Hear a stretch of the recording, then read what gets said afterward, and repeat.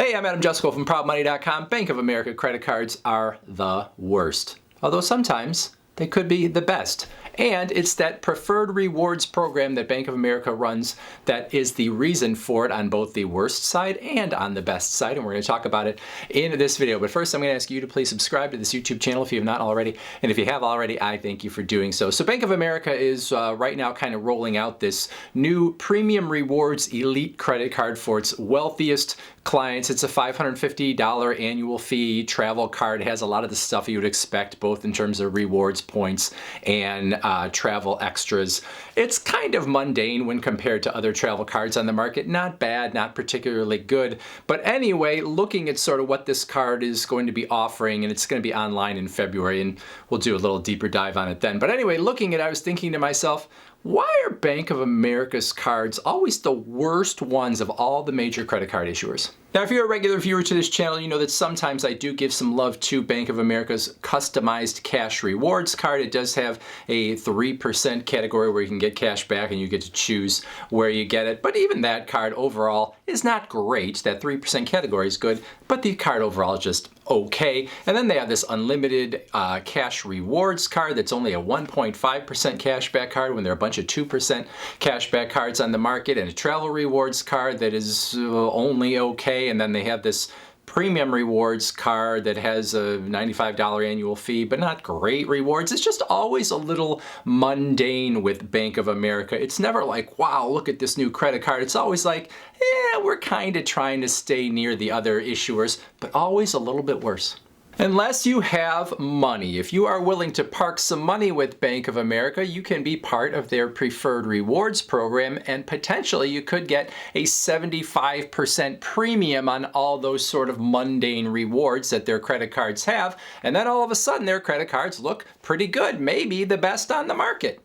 They have made a conscious decision that if you are not a Bank of America customer outside of credit cards, then you are not going to get the best of what Bank of America offers. They are going to put some non-competitive cards out there, or some cards that are just a little bit less than what everyone else is offering. And if you want to go elsewhere, fine. If you don't know enough about the rest of the credit card market, Bank of America will take you on. But they're not working very hard for your business unless you're giving them money beyond their credit cards.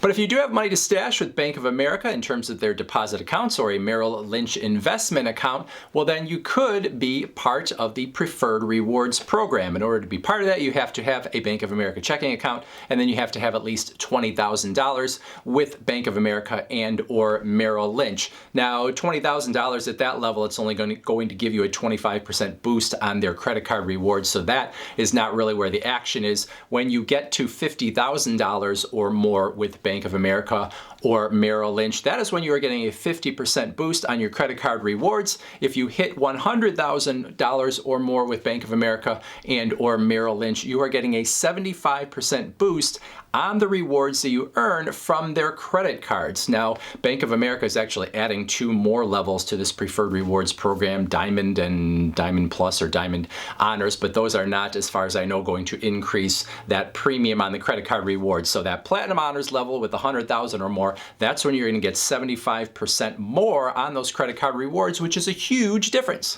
So if you can keep $100,000 or more with Bank of America, you look at the customized cash rewards card, which is okay with 3% normally in a category of your choice, 2% on grocery wholesale, 1% everywhere else. Well, then all of a sudden that 3% is 5.25%, that 2% is 3.5%, that 1% is 1.75%. But hey, you could even combine and get a second card, the Bank of America Unlimited Cash Rewards card, that normally is giving you 1.5% on all your purchases. Pretty boring, but increase that by 75% and now you have 2.625% as your reward on those purchases. So now you got 5% in a category of your choice, you got 3.5 on your groceries or wholesale club purchases, and 2.625 on everything else.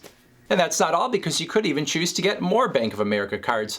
Potentially, you could get something like the Premium Rewards card if that worked for you, and that would give you 2 points per dollar on your dining and travel purchases, well, increase those by 75%. Those are going to be worth 3.5 points per dollar, and you're going to use those toward travel. Or if you qualified as a business, you could get Bank of America's business version of the customized cash card, where you then could get another 5% category in things like travel or perhaps wireless services, and they have other things as well. And so that is pretty nice too, and it gives you 2% on dining normally, which is going to go up to 3.5% on dining. So you could have even 3 no annual fee cards there where you are getting 5% on 2 categories of your choice. You're getting 3.5% on dining, 3.5% on grocery and wholesale club purchases, 2.625% on everything else. So that is pretty nice. There are some limitations on that customized cash rewards card because you can only get those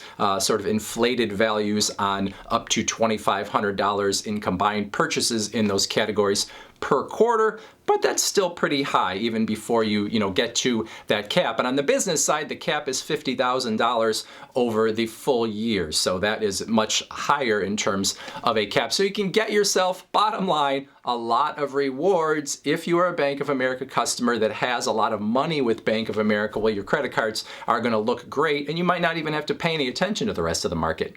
But of course, you still could pay attention to the rest of the market. So if you look at that, I kind of did some back of the envelope calculations using multiple Bank of America cards. If you've got that 100,000 plus and you're part of the Preferred Rewards program, those cards should get you anywhere from 3.2 to 3.5% on all your purchases across the board. So that would sort of be the average when we look at the 5% categories, the 3.5, the 2.6, blah, blah, blah. So if you're getting 3.2 or to 3.5 on average, but then you added something like the Citi Custom Cash card or the Chase Freedom card or one of the other 5% rotating category cards out there, well then maybe perhaps you could even do better. It depends on how many cards you want to juggle. So Bank of America's cards look bleh if you're not part of the Preferred Rewards program, but if you got a lot of money with Bank of America, well then things look really good. So Bank of America has made sort of an interesting choice here, a different choice than most of the other banks out there on the market, at least the big ones. Instead of sort of being part of the credit card wars and trying to constantly work on their rewards and see how they compete with their competitors and all that sort of thing, what Bank of America instead has done is said, put a lot of money with us and you can get those really great rewards. But if you don't put a lot of money with us, you're not going to. You're going to get sort of a blah card. And on the other side, they have to keep their cards sort of blah to the regular market, because if you are going to have a program where people can potentially get 50% or 75% more in credit card rewards when they are part of that program, well then you can't have the base be too big. If you were given 2%, 3%, 4% all over the place, and then you are increasing that by 75%, well then you're going to have numbers that are too big to be profitable even for people that do have some good amount of money tied up with Bank of America otherwise. So Bank of America has sort of said, we're not part of the credit card wars. We're going after people that are going to give us money in other ways, and those are the people that are going to get those big rewards, which is why they are the worst if you are not a Bank of America customer, or at least sort of a high net worth Bank of America customer, but potentially the best if you are.